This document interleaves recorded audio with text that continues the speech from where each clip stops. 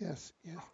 Welcome back. I'm Alfred Lambremont Weber, and today, coming to us from the south of France, is a very special guest, uh, Willem Felderhof, who is a whistleblower. He's a former commercial aircraft pilot who became a whistleblower on the issue of the toxic air inside the aircraft.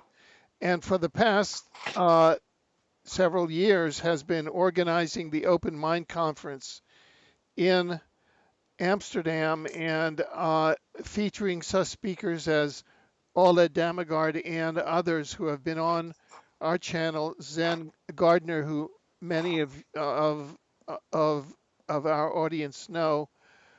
Welcome, Wille.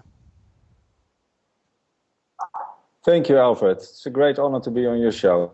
And Oh, I watch your show often, and I'm really honored to be on your show. And thank you for all your efforts for what you're doing to get all beautiful information, important information out.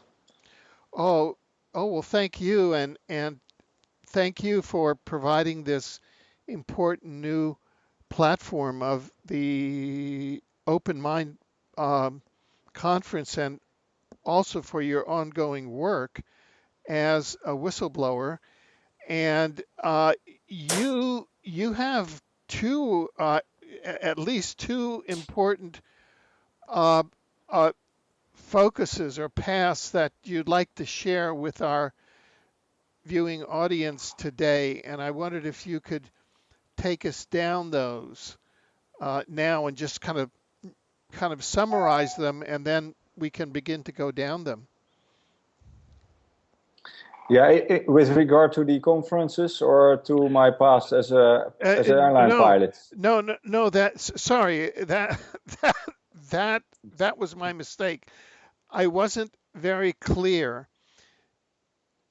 You, in the conversation that we had prior to the broadcast, um, uh, you and I talked about uh, several things. Number one, that you wanted to talk about uh, what you have seen as the as the level of receptivity of people to the information that the Mhm. whistleblowers that you bring to the Open Mind Conference, and whistleblowers such as yourself, are going out to the public, and uh, and how people are reacting to the changes, to this information, and to the changes that you see need to be made. And then we can enter into an even deeper conversation as to what planetary changes need to be made to really have a profound transition to a new reality on our planet. Does that make Mhm. sense? Yeah, Oh, yeah, good. yeah, yeah. Great, clear. Okay, good. That's clear. No, well, it's I started to organize the Open Mind Conference in Holland. At first, the plan was to invite uh, Alexander Doran. He's a speaker or he's a writer about the history of the war of Yugoslavia, especially about an episode of the Srebrenica event, which is quite an important event for the Dutch in Dutch history. But it turned out that, of course, this was quite difficult because this is quite a very tense subject in the Netherlands. So the contact with Alexander was quite difficult. And so, and in that period, I started to meet with Ole Damagaard, for instance, and with Ken O'Keefe and other speakers. And I thought, wow, well, let's just do the whole conference instead of just one person. And from that idea, the Open Mind Conference was born. And I got in contact with the Open Mind Conference in Denmark. So they helped me and setting it up. And so we had the first conference, just little more than a year ago in Amsterdam. which was quite interesting to have this conference in Holland, because Holland was, to my surprise, actually completely controlled and divided, especially in an alternative media country. So it was interesting to see the dynamics which came up during this first conference. And then after that, it had a follow-up with the second Open Mind conference. And during this period, for me personally, I sensed a sort of a need for a change of a format, because it's the same with the in the alternative media. People are sort of tired of it. They're fed up with it. The information is there. Everything is there. Is out there, and it was sort of changing in a sort of entertainment event. So these great presentations, great information, people listening and go home with the sort of frustrations. What can we do? But it was a great event. So I thought a lot about this also personally, because I felt personally also saturated with all the information. I mean, we can continue with connecting dots more and more and more. That's what we do all these years. But agendas are continuing, and in the meantime, we are connecting more dots. So I thought maybe these conferences by itself became a sort of rabbit hole. So I thought the last conference, it's good to try out a different format, where the accent was more on what can we do with this information, instead of just giving this information and then people listening, but more that what can we do. So so for the speakers, it was a sort of new experience, but also for the audience, because the goal was also to get everybody out of their comfort zone, and see what's happening. And that caused some challenges as well. But it was interesting to see, because it was also sort of confrontational, because you could clearly see that all these people who come to these kinds of conferences, who are so-called awake, when they are taken out of their comfort zone and ask, what can you do? What will you do with this information? And for the speakers as well, because I asked the speakers during the conference not to give information, but action-based information, in the sense, what can you do with this information? So that was on both sides. For all of us, it was a challenge, and interesting to see where we stand with this kind of events and what we do with this. So from there, I'm thinking about new things to do. What next steps? What next steps can be with these kinds of events? Because these events are very important. There is a great dynamic there, and there's a great connection on a heart level, not only on a mind level. That was also one of the interesting things to see. What is connecting us here? And so the speakers at the last conference didn't give a presentation of their field of knowledge, but they only gave a short a talk, about 10 minutes, 15 minutes, about what can you do with this information, which was quite a challenge for them as well, of course, because they're traveling around and giving talks about their field of knowledge. And now this was the challenge, not to say anything about this field of knowledge, but only say, what can you do with it? And that's quite a challenge. So, and the audience was asked to give feedback on this, and to create a sort of interaction instead of only listening and talking. So, yeah, it was interesting to see where this went to.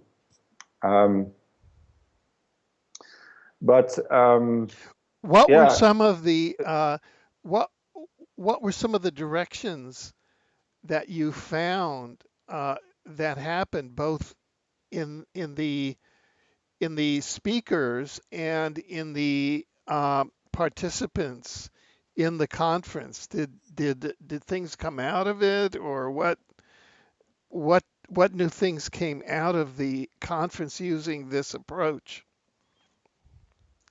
Well, what came out of it was the realization for all of us, but it is an individual process, of course, the realization that we're in a sort of comfort zone with this information. And once we're getting out of this, in a sort of unknown area, we're getting sort of difficulties with this. We're getting a lot of people were complaining about. I did it on donation basis, so people could not complain that they were not entertained. But for the speakers as well, and on location, people were complaining. It was quite a challenge, but in that sense, you could see it was a success. People were out of their comfort zone, but then you started seeing egos popping up and division. So we started the conference with the awareness that we are here with all the same intention. We have all the same intention. We want a different reality. We want change. For another world, for another future, for another reality now, for another present moment. So let's be aware of this intention, that we all have the same intention in a way. But the moment we're getting in the mind and we're getting with our own stories and our own egos, the division, fragmentation in the whole collective arises. And it is good to be aware of this and observe this dynamic which is then created. What you see in alternative media, people getting sometimes ballistic over other views from other people about certain subjects, which are thrown in this whole sea of alternative media, and then you get this fragmentation because we're so still in this mind state of mind. So the goal was to shift the center of awareness from the mind to heart consciousness, actually. Very good. By being aware of this, because it was also interesting to see that the experience by itself, the beauty of such an experience, it has the same sensations,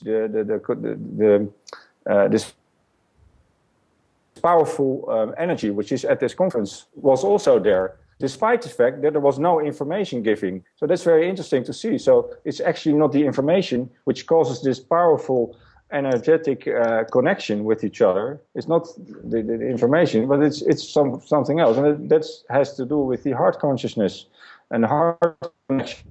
So if we were able to stay connected with this, then we will be less fragmented during in daily life as well, of course, because we also have here the same intention. But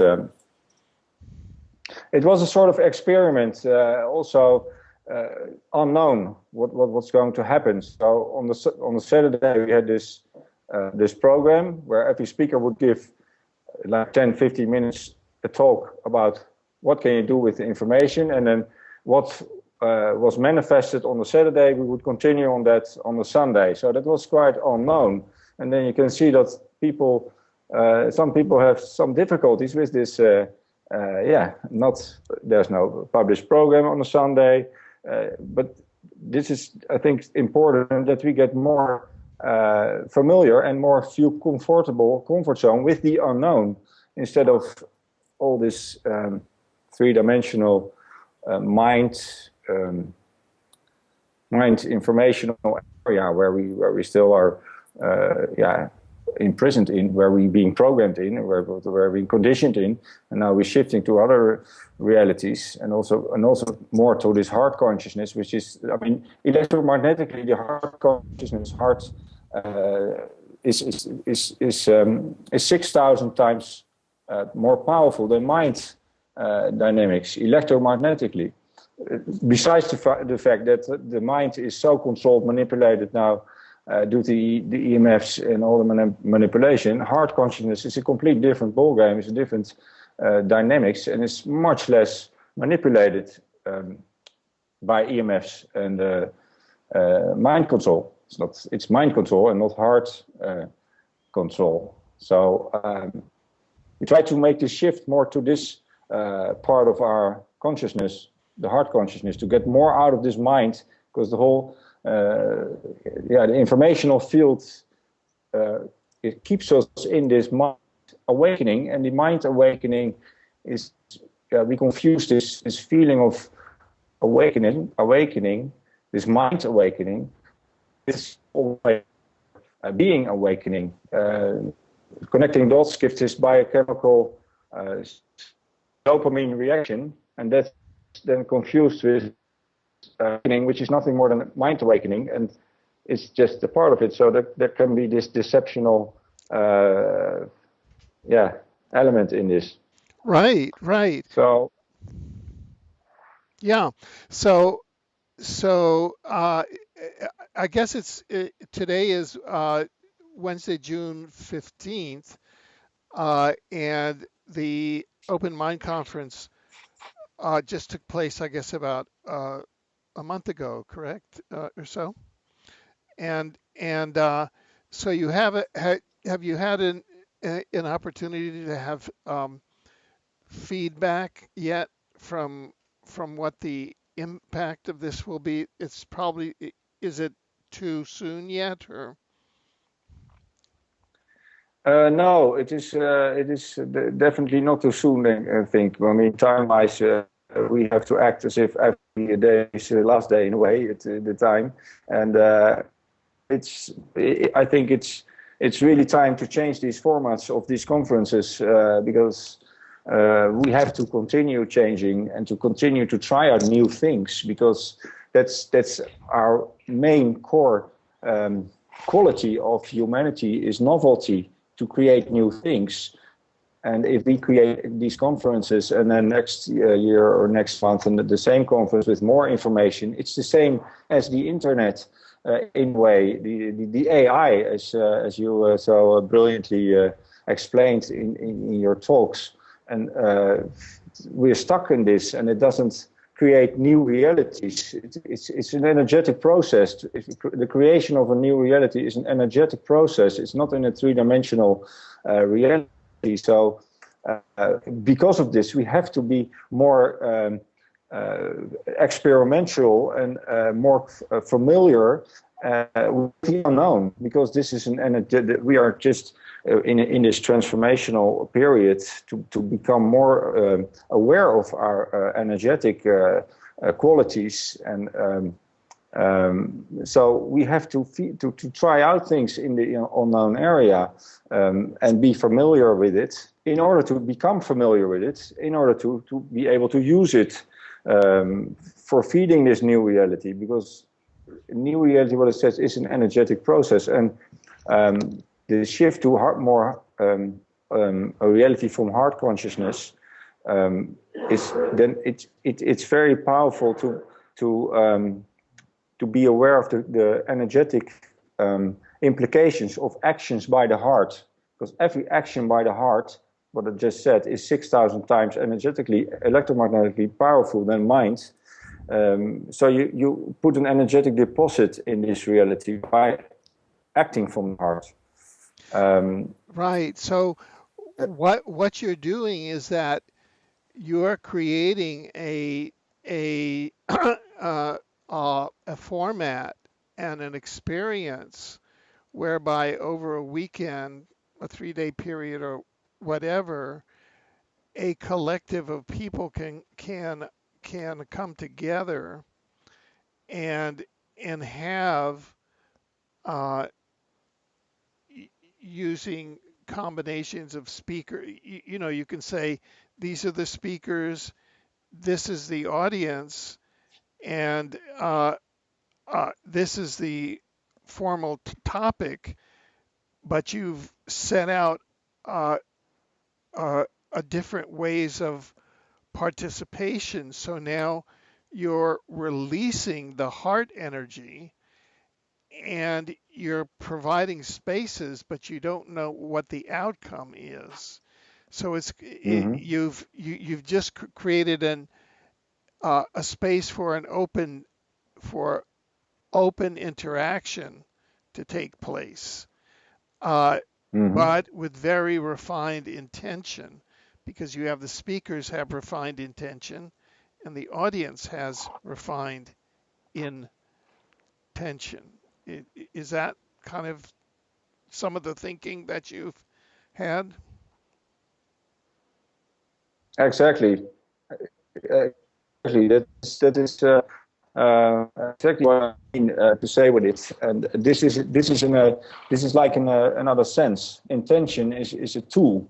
Work with intention, hard intention. That's a tool. We're still stuck in the five senses reality in a way, but this, I mean, it's happening. We're expanding awareness, so we are becoming more aware of other senses we have.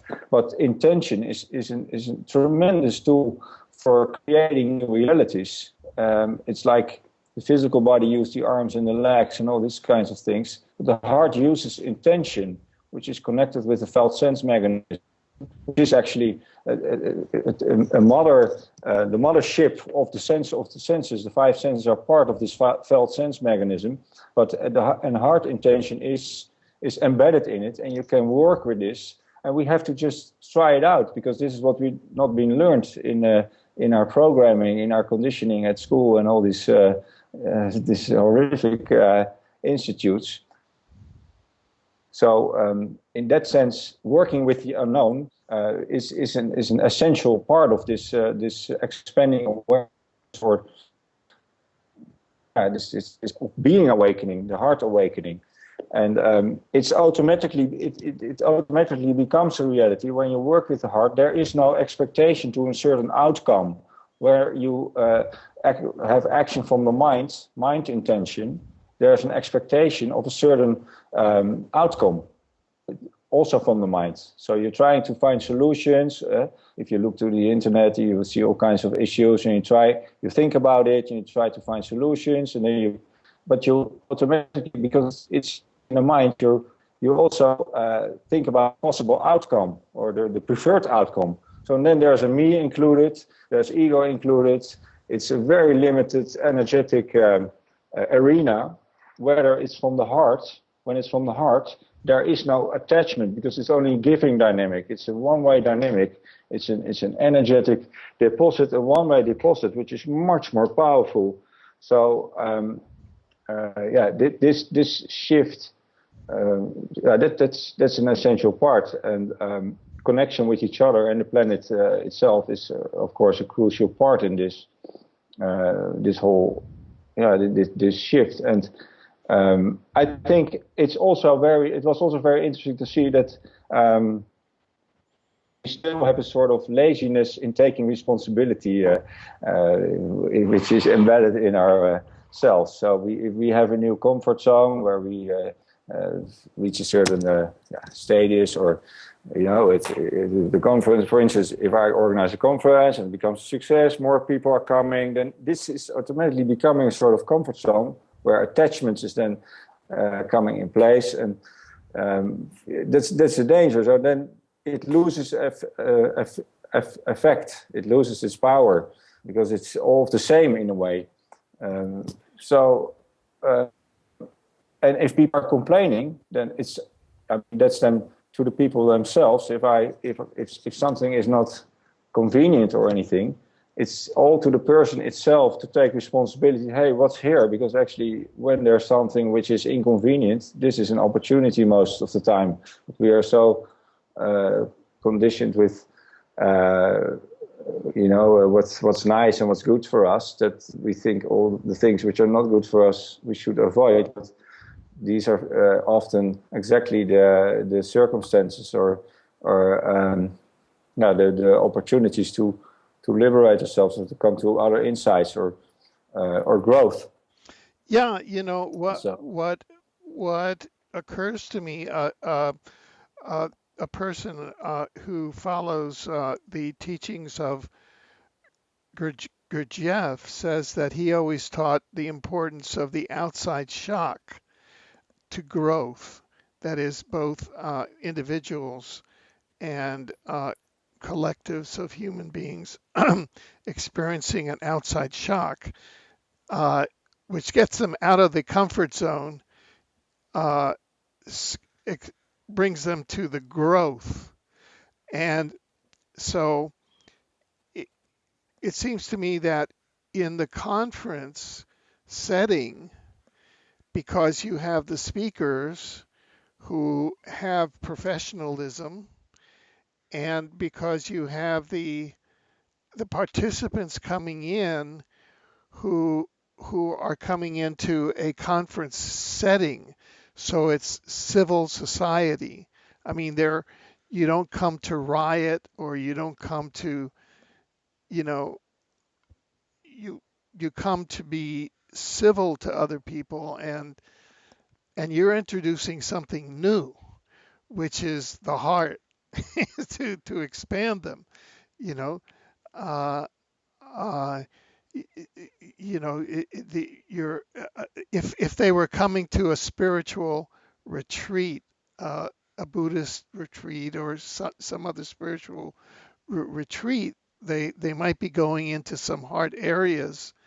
However, they're coming to an area in which you've traditionally been looking at false flags, and a lot of mind analysis of deception, which is Mhm. a lot up here. And so I can see how you've created this environment where a lot of things can can happen that way, but also, which is very useful, to get people out of their comfort zones in a safe way, to strengthen their ability, because outside the society may be having outside shocks in the form of social disruptions Mhm. that we don't know where they're going to go. How do you see all of that? I'm just kind of raising issues here. Yeah, no, well, yeah, well said. I totally find myself in that, and I mean, it's a fact that we are in a state. The planet itself and the whole society is in a state of trauma now, and it's being enforced. It's being increased. We're getting more madness thrown upon us, and so it's.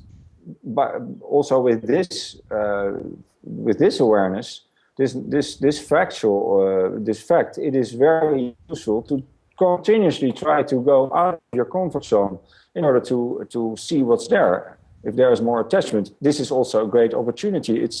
I see it as just a major collective healing healing process for humanity and the planet itself. Um, all this dark stuff which is thrown upon us, and this viruses and influences what is in our system and is coming from all directions now, is very bad, if you want to call it like that. But I think in this madness, in these dark things, are beautiful opportunities to liberate ourselves, humanity, and the planet itself. I mean, the planet is, Mother Earth is working, it goes through exactly the same process as humanity in a way. And that's why it's so crucial to connect with the planet. And that's actually a thing what I really, really miss in these conferences is the connection with the planet, because with Mother Earth and sitting in nature, it's often in hotels or in buildings. Well, besides the EMFs which are bombarded on these events, which Right. makes it almost. I was now on a few conferences. It was for me almost impossible to be in the hall. It's being manipulated. It's being Yeah. sabotaged. People in there who come there are also, yeah, how do you call it? I Part, huh? yeah. I I hear you, and I was going to share that here in especially the Northwest. A number of people, for example, Robert Potter is pioneering with taking his conferences into the national parks, where they go up into the mountain and have the conferences out in the mountains. So I don't know uh, Beautiful. if, with Paul Linderbert in that area, where you relocate the conference to uh, outside of the city, and you would relocate it to a rural area, so you would have it on the ground. Mhm. Yeah. So exactly. Well, so that's a trend that's happening here. yeah, yeah, and that's a very important change or shift because and then it becomes a more a sort of tribal ceremony setting in nature, together with nature, where we can invite nature, invite Mother Earth, invite spirit, and have a completely different dynamic. And if we have this kind of setup, we are also more protected during these on an energetic level. And I was on a conference in the UK a few weeks ago in a beautiful setting in nature. And spring was amazing this year. I was really very happy to see that because I was sort of worried last winter what's going to happen in spring because with all this massive toxic assault from all sides, I thought, well, and yes, in the winter it was really, I thought I was really sort of, yeah, afraid, and it exploded really. Nature exploded. So that I still find it amazing. If I look outside here and I see everywhere green, well, that's completely contradictory to. It's another reality in a way. If you look at this, it doesn't match up. So it's also so that's also why it's so important to connect with nature because then you can observe the changes in the reality, in nature, in humanity itself. You cannot see it on the internet. But I was at these conferences in the UK, which was in a beautiful nature setting, and I asked at a certain point to the audience, how many people have walked around here in the center? And there were like 200 people, and just walked in nature here.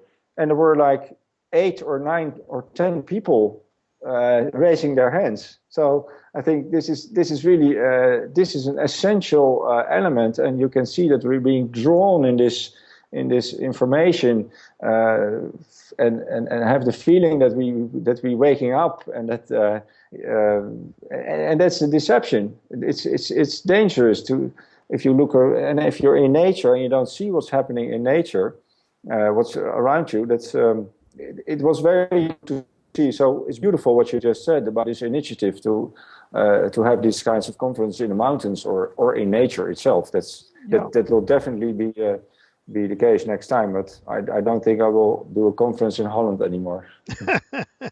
Well, I'm sorry for Holland, but Maybe.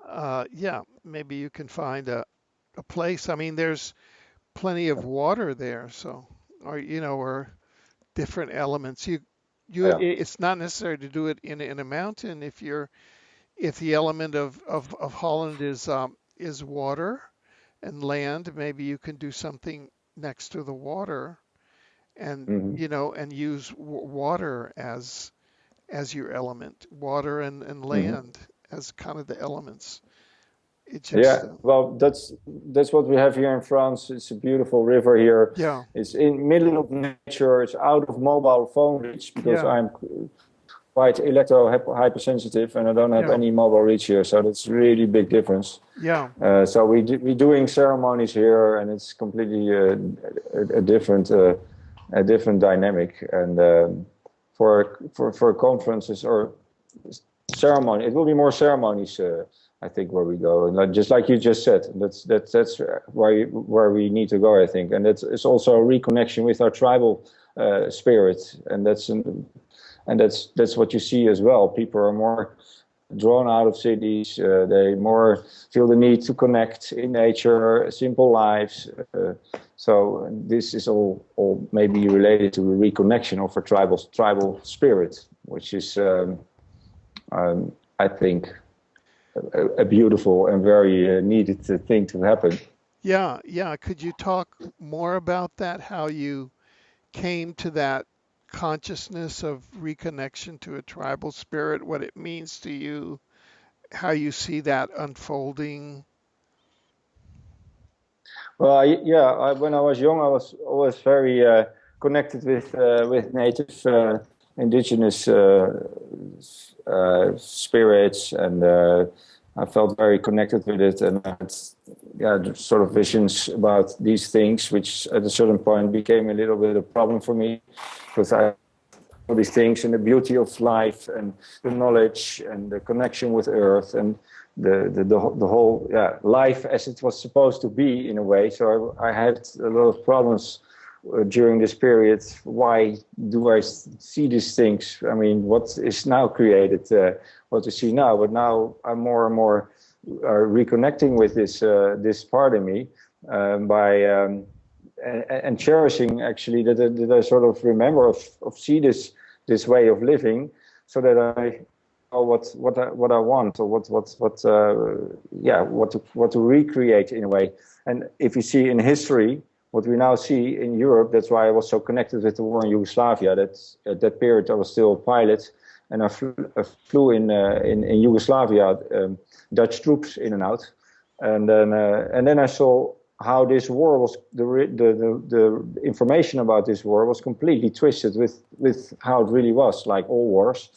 And then I started to do research of the Serbs in Yugoslavia, and their history and their brave fighting against imperialism, and how they're being slaughtered ritually almost in this war, and also in other wars, in the Second World War, First World War, under the Ottoman Empire. And that's exactly what we see. All these tribes around the world, Palestinian, Armenian, Irish, they are being sort of ritually exterminated in a way. And at the same time, you see this new sort of tribal spirit is being born or reborn actually, which is humanity. So in that sense, yeah, there's also this healing aspect. Something is dying, but something is reborn. This process, and it's not a nice process. It's a very difficult process. Every healing process is, if you go deep on root level working, then it's painful and difficult, but at the same time it's beautiful. There's this contradiction in it. But if you see the parallels of the tribes around the world, indigenous tribes who lived completely isolated, no contact with the white man who can bring democracy or other ridiculous things, they have all major parallels, and that's their connection with Earth. They include the spirits in their ceremonies, in the rituals. They don't have this attachment of ego. They don't have school where you can make numerous of lists, and they don't have internet. They don't call each other. How are we going to do it? So they have the same values in their lives, and it works pretty good actually, until this white man comes to bring all kinds of things they don't need. Right. So if you look at the tribes, how they live, and you connect with it, then what I see around is that you see really people are hungry for it, to live in this way, in connection with Earth, in harmony, in spirit, together, and a simple life. They don't want these difficult things anymore. Right, because you were in the correspondence that you and I had, we were talking about, you were talking about people falling out of the artificial intelligence timeline and back onto the natural timeline in that context. Yes. Yeah. Right. So I can understand what you're saying. Are these the sort of things that you spoke about in the UK when you spoke there? Yes. Yeah. Yeah. Yes. Yeah. Yeah. Could you share some of your presentation that you made there? Well, I tried to. I gave some introduction about myself and my inner child and the problems I faced, and then the war in Yugoslavia, pilot, whistleblower, and I wanted to come to the part of the tribes. That this is actually, I think, a key element. This reconnection with our tribal spirit, which is humanity is the tribe of Earth. This is our home. So I tried, and then I tried to come with all kinds of images from different tribes around the world, and then see the parallels and the way they lived. And that this is actually sort of, I mean, we're very hungry for solutions. We try to find solutions. But if you look at the tribes, observe how they live, it's a perfect example. Or they give an example how life should be. Although they have all different kind of approaches, they have their own rituals and they have different ways of life. But that's the beauty of the diversity of humanity and the tribes itself. What we come from the same source and we are connected to the same source. But I try to show this with different images from different tribes, and then some information how they lived, and then come to the realization that they actually all live in the same way, and that's so good to see conferences or to realize it. The same intention. We come from the same source, and the whole information, this whole the whole internet, this whole thing where we are now glued to, is obstructing this reconnection with this tribal spirit. And we have to go out and look outside, go in nature. It sounds very simple, and in a way it is very simple. And then we get information on another level. If we go into nature, we walk into nature, we observe what's going on in ourselves, and we listen to what's going on and what's going on with the planet. We get information which you cannot find on the internet. You find it in yourself and in the planet, and that's where solution come. And we all have different information then, but it's all beautiful. It's all comes from. It comes from the same source. It's different, but it comes from the same source. And if we are more aware of this collective intention and connection, then the fragmentation, the division can easily dissolve easily. And it's now becoming more and more difficult, or more and more fragmented, to do more and more insanity, which is thrown on us. Right. So now I can see part of the force of the origin of this new format of conference, because what you're doing is, through this new format, you're beginning to actually push the speakers and participants to begin to expose their tribal roots and be exposed to their tribal roots and experience their tribal selves. And what you do at the end of the 3 days is that you end up as a tribe. Isn't that it? Isn't that that? So it's kind of a tribal experience. Would you like to comment on that? Yeah, that's actually that's a good point there. A tribal experience to come more to this idea that you go to sort of ceremony. You don't go to an event where you get information. No, you go somewhere where you have to give input, and it's nice to give input and to listen at the same time. And there's equality at the ceremony. There is equality. We live on the same this connection. There's not, of course, in the ceremony you have a shaman, but in each tribe everybody has its crucial function, its role in the tribe. So that's why they are so fighting for their authenticity, because they understand that everybody has their unique role and input in the tribe. So yes, I think that's where we go, that it becomes a tribal event, a ceremony, or what you want to call it. And again, people are hungry for it. especially people who are living in the cities, because the nature there is difficult to find often.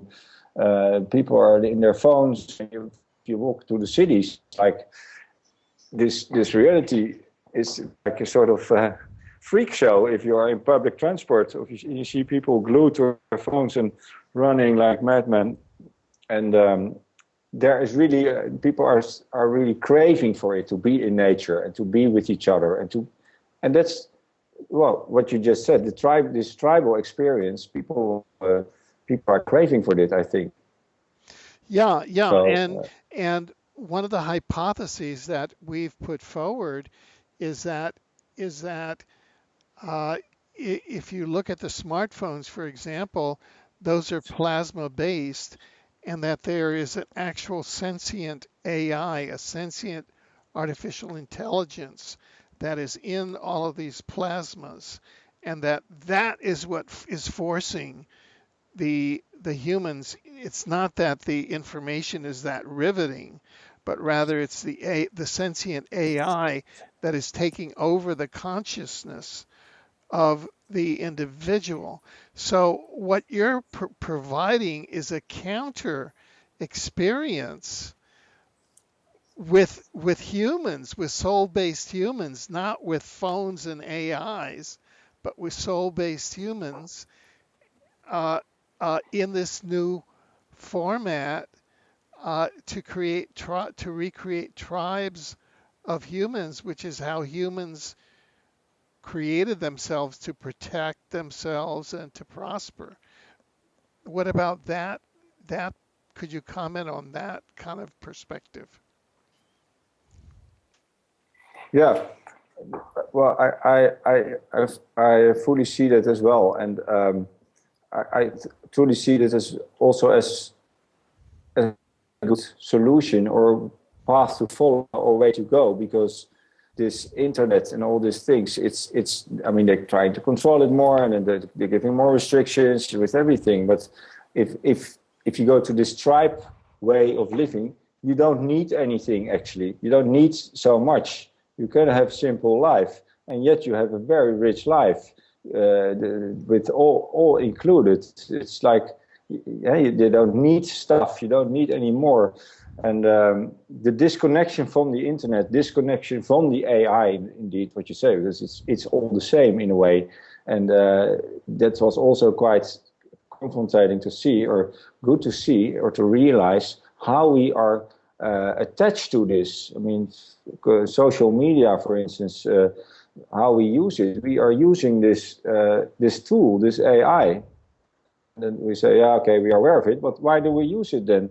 And also the fact that this AI on computers, smart technology, really destroyed, wiped out in a way, two generations, young generations who are glued to this screen, glued to this information, and the gaming games, which are completely archonic, evil kinds of things, and people still.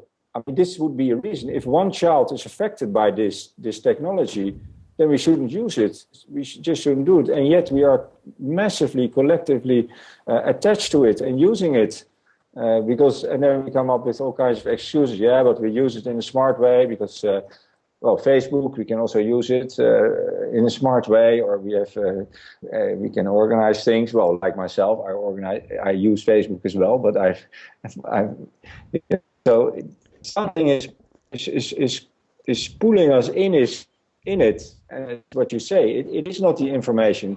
It is not. If you check your email 5 times a day, then it's not about this email. It's something else. And if you think more about this, what it actually is, that's why your talk about this AI, this interview you did, was so. It made so much clear what it actually is and how deep it goes on a root level. And that was also very interesting to see during this conference, is how deep it's in us, in our system. We become the AI, literally become it while thinking we are waking up. So it's quite confronting and fascinating at the same time, but we can interrupt this by just stepping out of it and go into nature and connect with homeless people, go into elderly homes. I mean, if you're connecting dots, but at the same time in the streets are elderly people dying alone because nobody's there, and that's happening, then there's really something really wrong.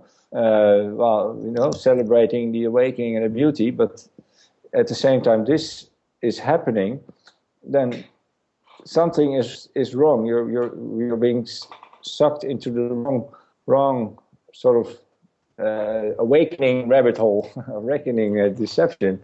But very simple. If you make contact with, I find it always very powerful, making contact with homeless people in the cities, which is so powerful and so also in the sense of creating a new reality. This heart connection is delivering an energetic deposit in this new reality, in this beautiful reality, and by doing that, it can grow. Because if we try to create a new reality, but it's not something which happened overnight. It's an energetic process, so it's shifting. We have to feed it. We have to nurture it. And only do that by going on the streets, going with nature, hug a tree, go into these elderly homes, or just do it, or speak with your neighbors. Very powerful, and something happens. You talked about this, about the activation of an organic timeline. Something changed. It's not us connecting dots. Something else. This amazing power which came from somewhere else, maybe from Mother Earth or whatever, but something happened. So we have to make use of this. It's offered to us, and we can hook into this and feed it and nurture it. And we cannot do that online. We cannot do that with liking things or fighting things. That's also a very important thing. I mean, at a certain point I was quite active. I was in this geoengineering field. Right. People staring at the skies, the chemtrails, trying to stop it. But on an energetic level, if you try to stop something, you're at the same time feeding it. It's what you resist persists. So it's not that you avoid it, that you don't want to know it, but you can just observe it, but feed the other reality, and that's on that heart level.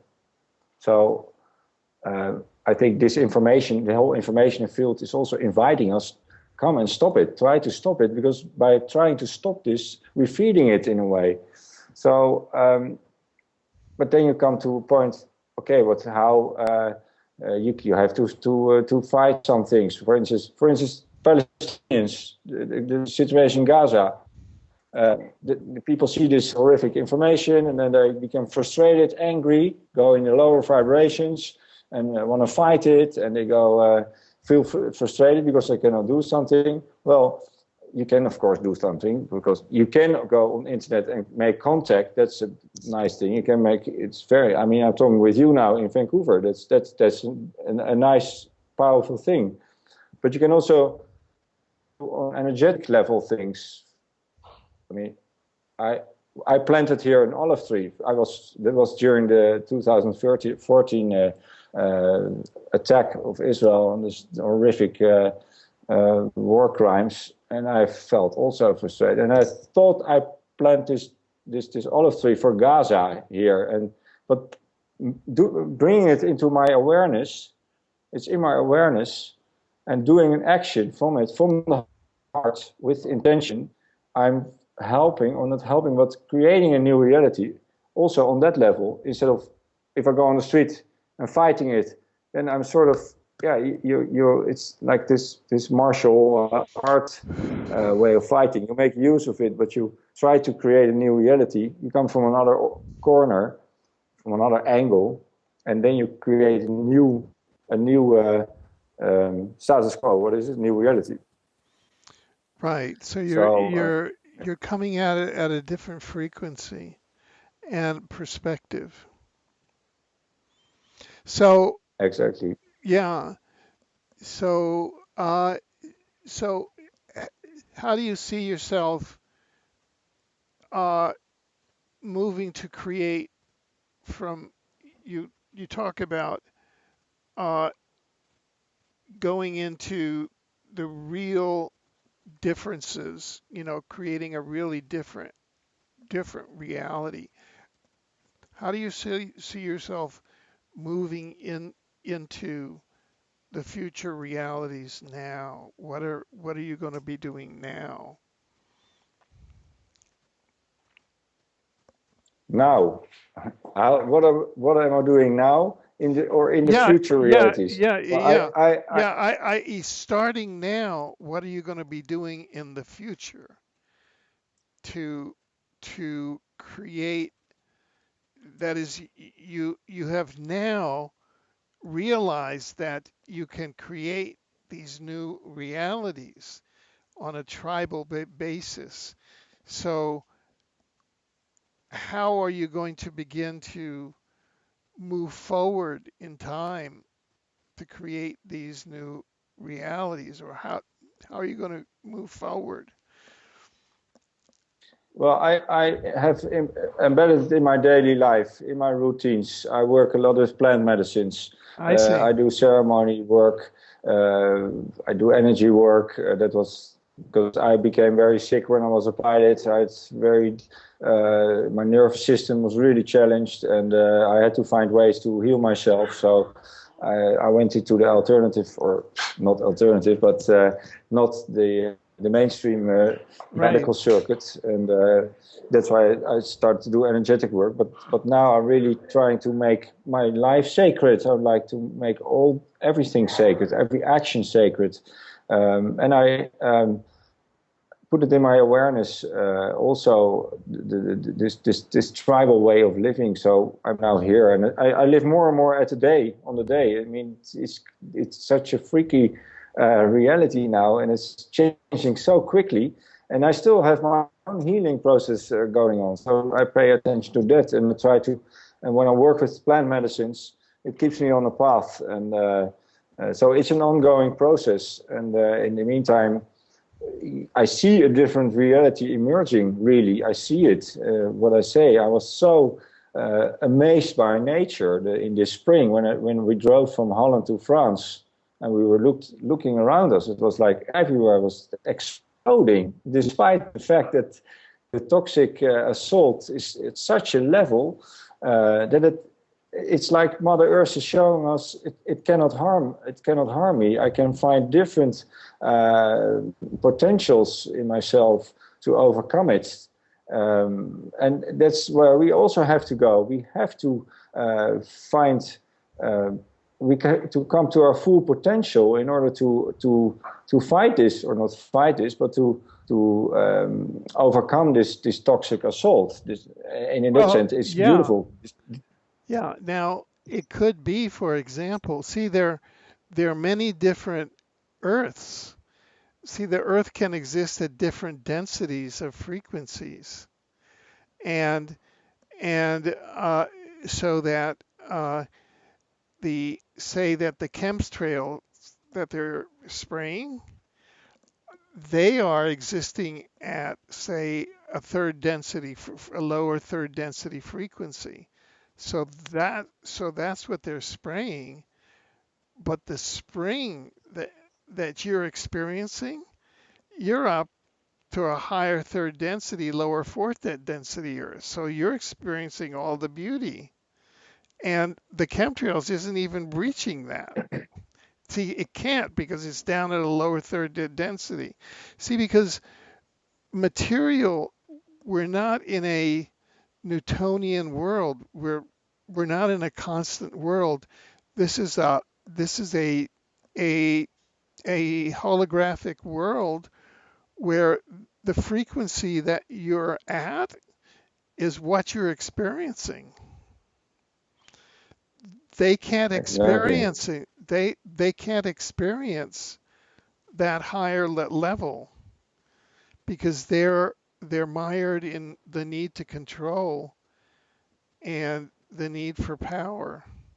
So they can only experience up to a certain level. Yes, and that's the facet. as well. That's why it's so important to shift to heart consciousness, because that is on a higher frequency level. Exactly. And that is raising our frequency, our vibrations, by going to heart. And if we are stuck in a mind, then we stay on these lower frequencies, on this lower vibrational reality, and then we see this lower vibrational reality. So then we see that everything is bad, and then we see this what is coming onto us, and then we identify with it as well, because that's also keeping us in lower vibrations. The identification with what we are, instead of infinity, of coming to not identification, but the realization that we are infinite and connected with all, in a way. And yeah, that's beautiful said, that these chemtrails, they are in this lower vibrational reality. Right. We often look at it and then we sort of laugh at it in a way that is ridiculous. It doesn't feed our fear, in a sense. That, I mean, because that's of course also happening. More people who see it waking up also come in this state, because they see it, they stay in a lower vibrational state, because then it feeds fear, and then it's adding this lower vibrational reality. And so going to heart consciousness is raising the vibrational level, and then is also feeding the new reality, this other reality, which is based on higher frequencies for fifth dimensional. So and it's in frequency with the new Earth, with the new Gaia, because it's all inside, it's all internal, it's fractal, it's of a, it's all aligned. You are part of the new Earth, so you're part of the new Earth, and the new Earth is there, and we're all part of that new frequency, and it's all internal because we've activated it inside as the Earth has activated itself. And that's it's a paradoxical word called ascension, because you aren't going up, you're actually going in. It's really paradoxical. Yeah. So exactly, it's such, in everything is such a paradox. So there's these contradictions in everything you see. It goes in between. It's interwoven. It's quite freaky in a way. Sometimes you really look into a different reality. It's more and more visible, and it's also, I mean, you always have a choice. That's also a beauty. You always have a choice. People always have a choice to step in it and to let go of this other reality of feeding. Let go of feeding this other reality. This holistic kind of way of thinking, that's also interesting what you just mentioned, because this linear thinking, I think we don't think linear, and that's the problem with this education system, which forces us to think linear, three-dimensional, outcome-based education. It's like torture, especially to these new children, instead of the circular awareness of being one and connected with all. It goes so interwoven. It's very freaky to see this whole process, but yeah, it is crucial importance to shift to this heart consciousness by intention. For what you just said, it's the only way of freeing ourselves, freeing humanity, and freeing Mother Earth, because we definitely work together.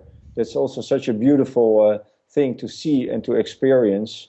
And I mean, if I look at nature and what I then experience when I see it, that's such an undescribable, it makes you humble, but also this is such a powerful connection. We need each other in this to get this. And the beauty as well is that we have to realize that this is a home game. It's for us, it's a home game. but there's something in your house which you have to kick out. So we should feel very powerful in a way, instead of being afraid of what's coming here, because we're at home. This is our home. This is where we come from. And if we connect with it, then, well, it's like, what do you feel when you're in your home and your children and whatever, and something is in your home? You arise, the warrior arise, or whatever is being triggered. So by this connection with home, we can trigger this so powerful warrior spirit, and continue this journey into this beautiful direction. Very good, very good. How can people who want to get in touch with you and your information, how can they do that? Well, I have a website, but it is in Dutch, so Okay. that's a bit difficult maybe. And the other website, but it's only for where I post some articles sometimes. It's juanmatus.com. Uh-huh. That's JUANMATUS. Did you read the books of Castaneda? Well, yes, that's the whole thing. Um, Yeah. what about the Open Mind Conference website? Is that a good place, or no, for people to get in Yeah. touch with you, so that they can know when you're planning your next conference? Or That's openmindconference.nl. okay, so if people go to openmindconference.nl, they will know what your next kind of moves are. Is that it? Yeah. Well, they can sort of know then a little bit of my next moves, because most of my moves I don't express them on that website. But if they send me email, I will have to share that. Okay, good. No, but if new conferences. What I meant by moves, I meant your next conferences that you're organizing. Yeah, on openmindconference.nl. That's they can check in there. Very good. Very good. Well, this has been a very for me expanding conversation, because it has kind of a spiral. It has kind of a spiral aspect to it.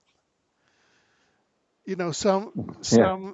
some conversations have kind of a, a topical aspect, but this had more of a spiral aspect. Yeah. It goes all the direction. Maybe it's because of my English, my gringo English. No, I think it's the way that your mind works, and that the whole influence that brought you to create this new tribal experience at a conference, and the whole insight that uh, to reclaim ourselves, we have to reclaim the tribal aspect of ourselves and our relationships with the planet and with our fellows. Yes, yes. Very And interesting. if we see history, this horrific history, what's done to the tribes of our native brothers and sisters until the day of today, then what more can we do than to do it for them and to do it for Mother Earth? I mean, what she's going through and what she has been going through. So do it for them, and at the same time, it's so liberating and powerful and beautiful as well at the same time. But if you see their history and their suffering, do it for them. And that's if you talk about this connection, we have this connection with the tribes, whether it's in past lives or other realities. So we do it for them to reinstate it, to reinstall it, and it's at the same time a solution, I think, for this new reality, to create this create, to recreate, or to continue it. Actually, we continue actually what's being created for us, by us. So I think that's a really core, essential importance to reconnect with the tribal spirit in us. Well, thank you. I really want to thank you for taking your time out today to join us. Is there any other thing that you had wanted to say today that perhaps we haven't touched on yet? No, what I just wanted to say is maybe helpful. I see around me, especially in cities, people becoming more and more having difficulties with life, with circumstances, more stress, depression. In a way, a lot of people at the same time are becoming more aware, more awake, and more happy, or whatever. But if you have such a difficulties, go in nature and disconnect from the internet. Just disconnect from it and connect with nature, connect with neighbors. And then, because a lot of people during these events said, yeah, but I'm going home and I don't know what to do, and I'm so alone with this information. And then if you ask, are you going to your neighbors? Do you speak to them actively? Then they often don't do that, because if you do that really actively, you will see that they have the same problems, especially when they have children, and that you connect immediately. Very powerful, but you have to do it. You just have to do it. So if you feel having problems or difficulties with it, or you're feeling sad or bad about it, just skip the internet, go out, go speak with homeless, speak with your neighbors, go in nature. That's and speak with nature. Thank you. That's the thing. Great. Well, thank you very much. And we look forward to perhaps in the future,